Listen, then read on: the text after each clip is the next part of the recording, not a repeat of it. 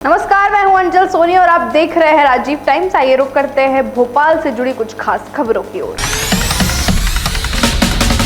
भोपाल के जयप्रकाश जिला अस्पताल में स्वस्थ नारी सशक्त परिवार अभियान की शुरुआत की गई। इस मौके पर विधायक भगवान दास सबनानी ने कहा कि प्रधानमंत्री मोदी जी के जन्मदिन से सेवा पखवाड़े का शुभारंभ हुआ है। इस दौरान ब्लड डोनेशन कैंप, मैराथन और स्वच्छता अभियान लगातार चलेंगे। उन्होंने ये भी कहा कि प्रधानमंत्री नरेंद्र मोदी द्वारा शुरू किए गए पीएम मित्र पार्क से कपास और रेशम उद्योग को नई पहचान मिलेगी। सबनानी ने आग्रह किया कि हम सब मिलकर स्वदेशी को अपनाएं ताकि भारत मजबूत और आत्मनिर्भर बने। आदरणीय नरेंद्र मोदी जी के जन्मदिन से लेकर के सेवा पखवाड़े का आयोजन आरंभ हुआ है और हम सबके लिए सौभाग्य है कि मध्य प्रदेश की इस सरजमी पर धार में आकर के उन्होंने पीएम मित्र पार्क के माध्यम से यहाँ के उत्पादन को, यहाँ के कपास को, यहाँ के रेशम को पूरा विश्व का मंच मिल सके, ये उन्होंने आग्रह किया। साथ ही आज स्वस्थ नारी सशक्त परिवार की अवधारणा को पूरा करने के लिए एक जो कैंप लगाए हैं उसकी भी शुरुआत की है। अर्थात हम सेवा पखवाड़े में 2 अक्टूबर तक, विजयदशमी तक लगातार, जहाँ एक तरफ युवा मोर्चा के हमारे कार्यकर्ता यहाँ ब्लड कैंप का आयोजन कर रहे हैं, ब्लड डोनेशन कर रहे हैं, मैराथन करने वाले हैं, स्वच्छता का अभियान हमारा लगातार चलने वाला है। इस नाते से हम सभी इन कार्यक्रमों से माननीय प्रधानमंत्री जी के उस आह्वान पर, उस आग्रह पर कि हम स्वदेशी को अपनाएं, स्वदेशी का आग्रह करें तो निश्चित रूप से भारत मजबूत होगा और विकसित भारत की जो कल्पना उन्होंने हम सबको दी है, हम सभी उस काम में प्राण प्रण से जुटेंगे। पुनः आज माननीय प्रधानमंत्री जी का धन्यवाद, आभार। भोपाल सांसद आलोक शर्मा ने सोशल मीडिया पर वायरल हो रहे फेक वीडियो पर सख्त नाराजगी जताई। उन्होंने साफ कहा कि एआई से फोटो वीडियो एडिट कर अफवाह फैलाने वालों को साइबर पुलिस भी नहीं छोड़ेगी और मैं भी सीधे सेंट्रल जेल पहुंचाऊंगा। उन्होंने चेतावनी दी कि चाहे मामला मछली का हो या मगरमच्छ का, किसी को बख्शा नहीं जाएगा। साथ ही लव जिहाद मामलों पर भी उन्होंने कहा कि कड़ा रुख अपनाया और कहा कि चाहे कोई कितना भी रसूखदार क्यों ना हो, उसे बख्शा नहीं जाएगा। देखिए, प्रशासन अपना काम कर रहा है, कानून अपना काम कर रहा है। कुछ इन्वेस्टिगेशन ऐसे होते हैं कि पूरा होने के बाद ही मुझे लगता है समाज के सामने आते हैं। आप लोकतंत्र का चौथा स्तंभ हैं। मुझे लगता है जो लोग भी इन्वॉल्व हैं, 1-2 दिन जांच एजेंसियां जांच कर रही हैं, जांच की कुछ ना कुछ ऐसी चीजें तो होंगी जो नहीं आ पा रही। जैसे ही जांच पूरी होगी समाज के सामने आएंगी। लोकतंत्र का आप चौथा स्तंभ है, आपके सामने आएंगी और सामने आएंगी और उनके ऊपर सख्त कार्रवाई होगी। बख्शा किसी को नहीं जाएगा, छोड़ा किसी को नहीं जाएगा। हाँ, पर एक बात और कहना चाहता हूँ, कुछ लोग जनप्रतिनिधियों की छवि खराब भी करने का प्रयास कर रहे हैं। मैं उनको भी आगाह करना चाहता हूँ, चाहे तुम कंप्यूटर रख लो, चाहे तुम अपना मोबाइल कर लो, किसी का फोटो एआई के माध्यम से बनाकर उस जनप्रतिनिधि की छवि भी धूमिल कर सकते हो। मैं भोपाल का बेटा हूं, मैं सब समझता हूं। ऐसे लोग जो जनप्रतिनिधियों की छवि दूसरों के साथ जोड़कर कर रहे हैं, उनको भी नहीं छोड़ा जाएगा। साइबर क्राइम अपना काम कर रहा है। शरीर किसी का, मुंडी किसी की, आवाज किसी की। अब एआई के धोखे में हिंदू समाज भी नहीं आएगा और भोपाल का समाज भी नहीं आएगा। आज जरा सी गलती तुम कर रहे हो या जो लोग भी पर्दे के पीछे छुपकर तुमसे करा रहे हैं, ध्यान रखना, भोपाल के बेटे को इतना अंडर एस्टिमेट मत करना। जैसे ही जांच पूरी होगी और तुम पकड़ाओगे, नई सिम ले लेते हो और नए एक्सपर्ट को बिठाकर फिल्म बना लेते हो। शरीर किसी का, मुंडी किसी की, अब नहीं चलेगा। तुम भी पकड़ाओगे और तुमको मैं सेंट्रल जेल भोपाल पहुंचाऊंगा। छोड़ने वाला नहीं हूं। किसी भी जनप्रतिनिधि की छवि खराब करने का कोई भी किसी को अधिकार नहीं है। मछली भी पकड़ेंगे और मगरमच्छ भी पकड़ेंगे ये समाज। सांसद आलोक शर्मा ने गरबा आयोजन पर भी 2 टूक कहा। गरबा पंजालों में भाईजान को नो एंट्री। उन्होंने कहा कि त्योहार वही मनाया जाए तो जिस समुदाय से जुड़े हो। पंडाल में सिर्फ कलावा और तिलक लगाए सनातनी हिंदुओं को ही प्रवेश मिलेगा। आलोक शर्मा ने लव जिहाद पर निशाना साधते हुए कहा कि एक व्यक्ति लव जिहाद करता है तो उसका खमियाजा पूरा परिवार भुगतता है। उन्होंने साफ संदेश दिया कि मोहन यादव सरकार में लव जिहादियों की किसी भी हाल में खेर नहीं है। देखो, हम तो बचपन से सुनते आ रहे हैं कि भोपाल गंगा जमनी तहजीब का शहर है। मुझे भोपाल में कहीं गंगा जमनी तहजीब नहीं दिखी। अगर कोई तहजीब दिखी तो वो केवल भोपाल की ही तहजीब दिखी। हर व्यक्ति का अलग अलग समाज और संप्रदाय में जन्म होता है और आज जिस व्यक्ति का जिस समाज में जन्म हुआ है वो अपने धर्म को माने। हम सौभाग्यशाली हैं कि हमारा जन्म हिंदू समाज में हुआ है। हम सनातन संस्कृति को मानते हैं। जब हम सनातन संस्कृति को मानते हैं, नवरात्रि का पर्व आता है, हम माँ जगदम्बे की आराधना करते हैं, शक्ति की आराधना करते हैं, उनकी पूजन अर्चना करते हैं गरबे के माध्यम से, तो मुझे लगता है एक वर्ग विशेष समुदाय और संप्रदाय के लोगों को इसमें बहरूपिया चेहरा बनाकर नहीं आना चाहिए। कई बार इस प्रकार की जानकारी मिलती है कि एक वर्ग विशेष संप्रदाय के लोग हिंदू समाज की बहन बेटियों को बहलाने फुसलाने का काम योजनाबद्ध तरीके से करते हैं। वो टीका लगाकर आ जाते हैं, वो केसरिया गमछा पहन कर आ जाते हैं, हाथ में आटी पहन लेते हैं। अब ये नहीं चलेगा। हिंदू समाज जागृत हो गया है और हम सभी लोग सनातन संस्कृति के लिए काम भी कर रहे हैं। मेरा यही कहना है कि इस बार गरबा महोत्सव जो टीम है जो भोपाल में काम कर रही है, उन्होंने संकल्प लिया है कि इस बार हम गरबे के अंदर हम हिंदू समाज के भाई बहनों को ही एंट्री देंगे और उसके लिए बाकायदा वीडियो फिल्म भी बना रहे हैं कौन को एंट्री मिल रही है।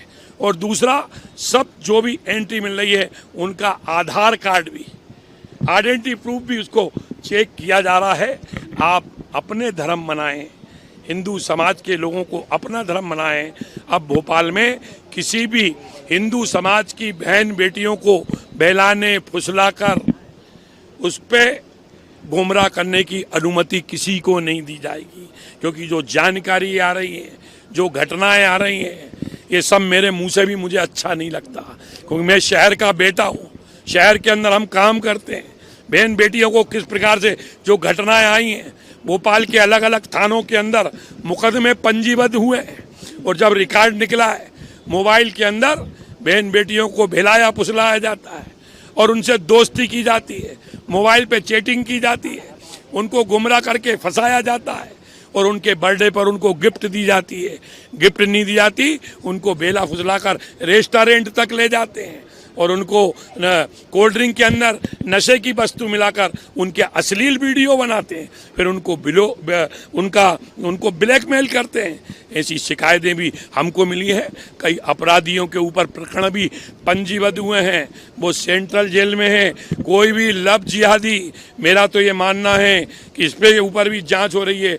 देश के कई हिस्सों के अंदर लव जिहाद के लिए एक वर्ग विशेष समुदाय के नौजवानों को ट्रेनिंग भी दी जा रही है और उनको सिखाया भी जा रहा है कि लव जिहाद करो, उसके रेट भी फिक्स किए हैं।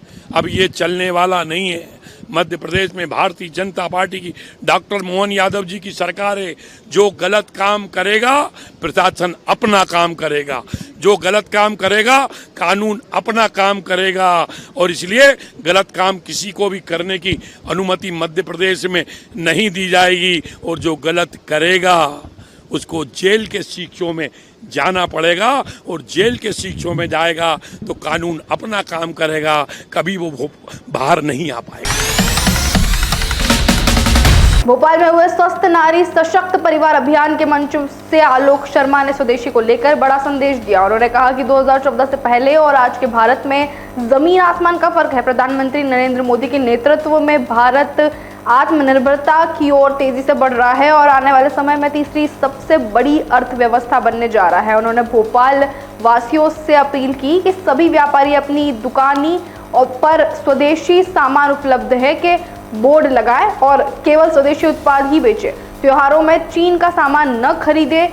दीपक हो, लक्ष्मी माता की मूर्ति हो या सजावट का सामान हो, कुछ भी ना खरीदे। उन्होंने कहा कि यही मोदी जी का सपना है और यही विकसित भारत की नींव होगी। इसके अंदर कई प्रधानमंत्री हुए, कई सरकारें आई, कई सरकारें गई, जब मेरा जन्म हुआ, जब मैं राष्ट्रपिता महात्मा गांधी को सुनता था तो वो केवल स्वदेशी की बात करते थे, परंतु आज जब देश के यशस्वी लोकप्रिय प्रधानमंत्री आदरणीय नरेंद्र मोदी जी स्वदेशी की बात करते हैं, क्योंकि ये देश को आज़ादी इतनी आसानी से नहीं मिली, ये देश को आज़ादी चांदी की तस्तरी में रख कर नहीं मिली है। आज सरदार भगत सिंह, चंद्रशेखर आज़ाद, अशफाक उल्लाह, महारानी लक्ष्मीबाई, बाल गंगाधर तिलक, टांटा टोपे, टंटा भील जैसे कई महान क्रांतिकारियों ने अपने प्राणों की आहुति देकर इस देश को, इस वतन को, इस मुल्क को, इस हिंदुस्तान को आज़ाद कराया। और आज वास्तव में 2014 के पहले का हिंदुस्तान देखिए और 2014 के बाद का हिंदुस्तान प्रधानमंत्री नरेंद्र मोदी जी के नेतृत्व में देखिए किस तरह से आज हमारा भारत आगे बढ़ रहा है और आज हमारा भारत वास्तव में आत्मनिर्भर हो रहा है और आने वाले समय में दुनिया की तीसरी आर्थिक इकोनॉमी बनने के लिए वो भारत जा रहा है। इसलिए प्रधानमंत्री जी ने देशवासियों से एक ही अपील की है, आए और हम सब लोग स्वदेशी वस्तुओं का निर्माण करें, स्वदेशी वस्तुएं बेचें, स्वदेशी वस्तुएं खरीदें। प्रधानमंत्री जी ने कहा है कि आए और हम सब लोग मिलकर अपनी दुकानों के ऊपर बोर्ड भी लगाएं कि स्वदेशी सामान यहाँ मिलता है। इस दिशा के अंदर मैं भोपाल के बेटे के नाते, भोपाल के सांसद के नाते सभी बाजारों में जाऊंगा और सभी व्यापारियों के बीच में जाकर उनकी मीटिंग भी करूंगा, व्यापारी सम्मेलन भी आयोजित करेंगे और सभी भोपालवासी इस बात का प्रधानमंत्री जी को आश्वस्त दिलाते हैं कि आने वाले दिनों के अंदर हम स्वदेशी सामान का ही निर्माण करेंगे, स्वदेशी माल ही बेचेंगे और जनता से भी आग्रह करूंगा कि हम स्वदेशी को ही खरीदेंगे। देखिए, प्रधानमंत्री जी ने पिछले दिनों